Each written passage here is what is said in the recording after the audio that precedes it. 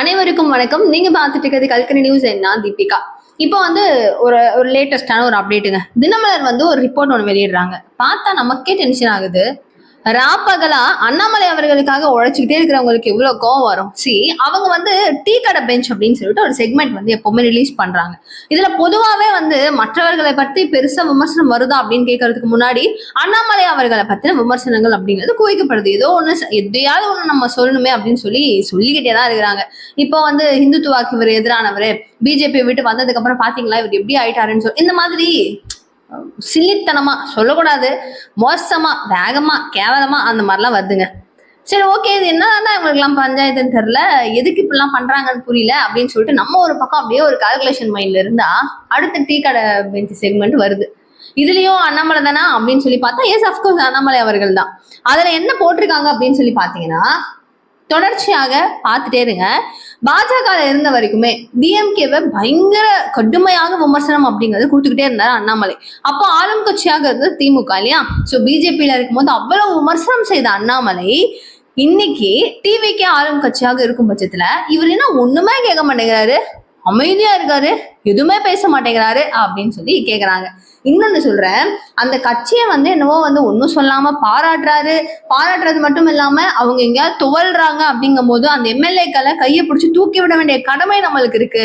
அரசாங்கம் சரியாக வேலையை செய்ததுன்னா அதை நம்ம பாராட்ட வேண்டிய கடமையும் நம்மளுக்கு இருக்கு அப்படின்னு தான் சொல்றாரு. தப்பு தப்பு தப்பு, எங்கேயோ தப்பா இருக்கே அப்படிங்கிற அளவுக்கு இவங்க போயிட்டு இருக்குங்க. நீங்களே மனசுல கை வச்சு சொல்லுங்க, சத்தியமா சொல்லுங்க, ஒரு பொதுமக்களுடைய ஒரு வார்த்தைகளாக குரலாக என்னவா இருக்குங்க. டிவிக்கு அரசை பத்தி என்ன சொல்றாங்க, ஏங்க உங்களுக்கு கொஞ்சம் டைம் கொடுப்போம், இப்பதானே இப்போ ஒரு 2 மாதம் கூட முழுமையாக அடையல, அவங்க இப்பதானே எங்க ஆட்சிக்கு வந்திருக்காங்க, வெயிட் பண்ணுங்க, கொஞ்சம் டைம் கொடுப்போம் அவங்களுக்கான ஒரு பீரியட் அப்படிங்கறத அவங்க எடுத்துக்கிட்டோம், கொஞ்சம் என்னன்னு தெரிஞ்சுக்கிட்டோம். எல்லாருக்குமே அது புரியுதுங்க. ஒண்ணுமே படிக்காத மக்கள், பாமர மக்கள் எல்லாருக்குமே புரியுதுங்க. அது என்ன உங்களுக்கு மட்டும் புரிய மாட்டேங்குது.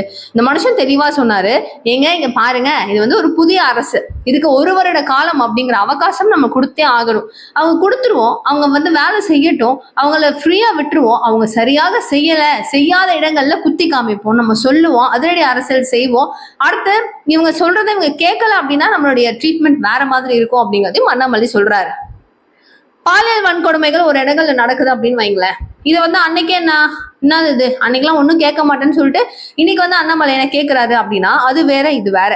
இது நடக்குது அப்படிங்கும் போது திரும்பவும் இது நடக்குது அப்படிங்கும் போது தவறு இங்க நீங்க பார்க்கணும், என்னன்றதை நீங்க கவனிச்சே ஆகணும். சிங்கப்பெண் அதிரடி படை திட்டம் அப்படிங்கறதெல்லாம் கொண்டு வந்தீங்க, அப்ப என்ன லாபம் இருக்கு அப்படிங்கறதெல்லாம் கேட்கறதுல என்ன தவறு இருக்கு? நடக்கும் தானே. ஒரு நிர்வாகி தவறுதலாக ஈடுபடுறாரு ஒரு குற்றச்செயல் அப்படிங்கும் போது கேட்பாங்க தான். இதுக்கெல்லாம் டைம் கொடுக்கணும்ன்றதுலாம் கிடையாது. நம்மளுக்கே ஒரு பேசிக் நாலேஜ் அப்படிங்கிறது இருக்கணும். அந்த நிர்வாகியை வந்து நம்ம ஒண்ணுமே சொல்லக்கூடாது, டைம் கொடுப்போம்னா அவன் அந்த 1 வருட காலங்கள்ல எவ்வளவு தவறுகள் அப்படிங்கறது செய்திருப்பான், யோசிக்க வேணாமா? இதனால வந்து இம்பாக்ட் என்னவான்னு தெரியுமா?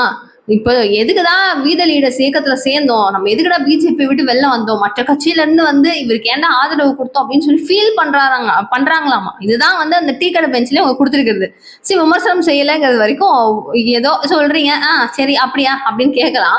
ஆனா இந்த இயக்கத்துக்குள்ள ஏன்டா வந்தோன்னு ரொம்ப ஆதங்கப்படுறாங்க, துயரப்படுறாங்க, வெக்கப்படுறாங்கன்றதுலாம் நியாயமா பாசே? நியாயமான்னு கேக்குறேன். கொஞ்சம்னா ஒரு மனசாட்சின்னு ஒண்ணு இருக்க வேண்டாமா? விரும்பி இவர் எப்ப ஒரு இயக்கம் அப்படிங்கறத தொடங்குவாரு, கட்சி அது எப்ப மாறும் அப்படின்னு காத்துட்டு இருக்கிற நபர்கள் எத்தனை லட்சம் நபர்கள்னு தெரியுமா? ஃபாரின் கண்ட்ரீஸ்ல இருந்து இவ்வளவு பேர் ஆதரவுன்னு கொடுக்குறாங்கன்னு தெரியுமா? இவ்வளவு அளவுக்கு ஒரு சப்போர்ட் அப்படிங்கிறது இருக்கும் பட்சத்துல நீங்க எங்க இருந்து வந்து யாருகிட்ட எப்படி பேசிட்டு இருக்கீங்க அப்படின்னு சொல்லிட்டு ஆதரவாளர்கள் பதிலடி அப்படிங்கறத கொடுத்துட்டு இருக்காங்க. இன்னொன்னு புரிஞ்சுக்கணும் நல்லா, டிவிகேவும் திமுகவும் ஒண்ணு கிடையாது. அப்கோர்ஸ் ஒண்ணு கிடையாது. நாங்க 50 வருஷம் கட்சி, 75 வருஷம் கட்சி அப்படின்னு சொல்லிட்டு அப்படியே வாய்ஸ் டோன் அப் பண்ணி ரைஸ் அப் பண்ணி எப்படியெல்லாம் பேசுறாங்கன்றது நம்மளுக்கு தெரியும் இல்லையா? சோ இந்த கட்சி ரொம்ப வருஷமா அப்படியே பாட்டன் முப்பாட்டன்னு சொல்லிட்டு வளர்ந்துகிட்டே வருது. ஜென்ரேஷனா ஆட்சி அப்படிங்கறத ஆண்டுகிட்டே வராங்க. பட் இந்த சினாரியோ அப்படி கிடையவே கிடையாது. இது வந்து புதுசா ஒரே ஒரு தனி நபரால உருவாக்கப்பட்ட கட்சி. அந்த நபர் வந்து இப்ப ஆட்சி அமைச்சிருக்கிறாரு. இட் டேக் சம் டைம் அப்படிங்கிறது புரியும் பட்சத்துல இவங்கள விமர்சனம் செய்யறீங்க, இதுல ஏன் செய்யலங்கிறதுக்கு பதிலடி எவ்வளவு மோசமா நம்மளால கொடுக்க முடியும் நீங்களே யோசிச்சு பாருங்க. இதுக்கு பதில்லாம் வந்து நான் சொல்லிதான் தெரியணும் அப்படின்லாம் கிடையாது. இந்த கட்சியை எல்லாமே அவங்க பார்த்துட்டு ஊழல்ல ஊறி போய் என்னெல்லாம் வேலை பார்த்தாங்க நம்ம எல்லாருக்குமே தெரியுங்க.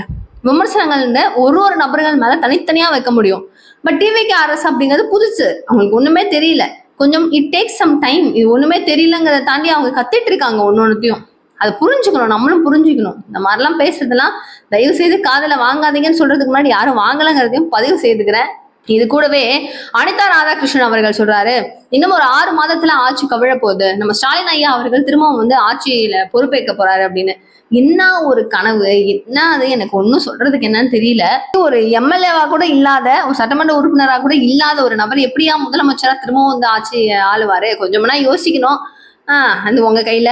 அடுத்து பாத்தீங்கன்னா ராஜேந்திர பாலாஜி அதிமுகவுடைய முன்னாள் அமைச்சர் அவர்கள் சொல்றாரு, ஸ்டாலின் ஐயா அவர்களுக்கு எப்ப கோவம் வருதோ டென்ஷன் ஆயிட்டேன் அவ்வளவுதான். ஏன் அந்த மாதிரி தான் சொல்றாரு. டென்ஷன் ஆயிட்டாருன்னா திமுக அப்படிங்கிற இந்த பெரிய பிரம்மாண்ட கட்சியினுடைய தலைவராக இருக்கக்கூடிய ஸ்டாலின் கட்டுப்பு ஆயிட்டாருன்னா, தீபிகா ஹைப்ப குறை விஷயத்த சொல்லுன்னு கேட்டீங்கன்னா, திமுகன்ற ஒரு கட்சியே இருக்காதாமா, மொத்தமா கொலாப்ஸ் ஆயிடுமா அவர் கோவப்பட்டாருன்னா. ஏங்க காமிங்க அந்த கோவத்தை, நாங்களும் பாக்குறோம். இதுதான் மக்களுடைய ரியாக்ஷனா இருக்கு. சரி, இதுக்கப்புறம் திரும்பவும் இன்னொருத்தவங்க யாருன்னு பாத்தீங்கன்னா ஆர்பி உதயகுமார் அவர்கள் சொல்றாரு, 3 மாசம் தான் பாத்துட்டே இருங்க, கரெக்டா 3 monthsல ரீஎலெக்ஷன் நடக்கும் அப்படிங்கிறாரு. ஏன் என்னையா பண்ணிட்டு இருக்கீங்க? அங்கங்க என்னென்னவோ முயற்சிகள் நடந்துட்டு இருக்கு. அவங்க கட்சியை விளக்க பாருங்க. நம்ம கட்சி இன்னும் எப்படி பண்ணணும், மக்கள் ஏன் ஆதரிப்பாங்க, எப்படி ஆதரிப்பாங்கன்னு பாருங்க. இருக்கிற கட்சியை, மக்களால் தேர்ந்தெடுக்கப்பட்ட கட்சியை கொலாப்ஸ் பண்ணுங்கிறது மட்டுமே மைண்ட்ல வச்சுட்டு பேசினா என்ன பாசே சரியா?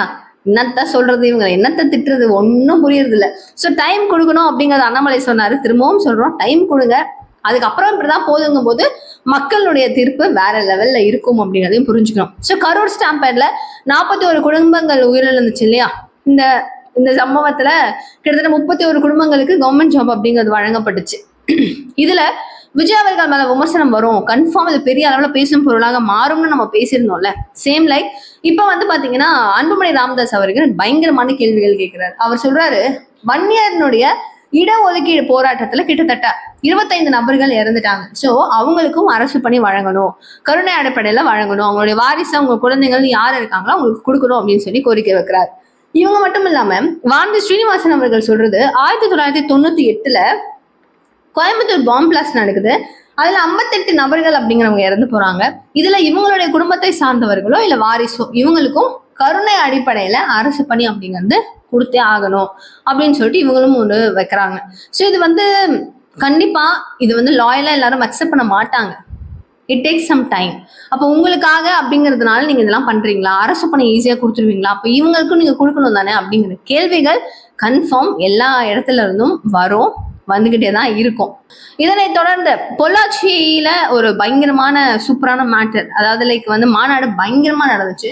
இதுக்கு அப்புறமா ஒரு பெரிய பெரிய சூப்பரான ஒரு ஹைப்பிக்கான ஒரு விஷயம் என்ன அப்படின்னு சொல்லி கேட்டீங்கன்னா, இந்த 19 lakhsல இருந்தாங்க இல்லையா வீத லீடர்ஸ் இயக்கத்துல சார்ந்தவர்கள்ல சேர்ந்துகிட்டு இருக்கிறது. ஸோ ஒரே டேல அவ்வளோ பேர் சேர்ந்திருந்தாலும் கொஞ்சம் கொஞ்சமா அது வந்து டைம் எடுத்துக்கிட்டே இருந்துச்சு. இந்த நேரத்துல ஒரு நாளைக்கு 1000ல இருந்து 1500 இவ்வளவுதான் வந்து ஜாயின் பண்ணிக்கிட்டே இருந்தாங்க, கொஞ்சம் கொஞ்சமா சேர்ந்துட்டு இருந்தாங்க. ஆனா பொள்ளாச்சி மாநாட்டுக்கு அப்புறம் அண்ணாமலைக்கு சூப்பரான ஒரு டூப்பர் அற்புதம்னு சொன்னேன்ல, என்ன தெரியுமா? அவருக்கு செம்மக கிட்டத்தட்ட ஒரே நாள்ல 15,000 நபர்கள் வரைக்கும் கூடிக்கிட்டே இருக்காங்களாம். 15,000 மெம்பர்ஸ் வந்து ஜாயின் பண்ணிக்கிட்டே இருக்காங்க. ஸோ அதிரடி அரசியல்ல நான் கையில எடுத்தேன் வையே அப்படின்னு சொன்னாருன்னா வேற லெவல்ல இருக்கும், சூப்பரா இருக்கும், மாசா இருக்கும், மரண மாசா இருக்கும். ஸோ இந்த மாதிரி தான் விளைவுகள்னு இருக்கும்.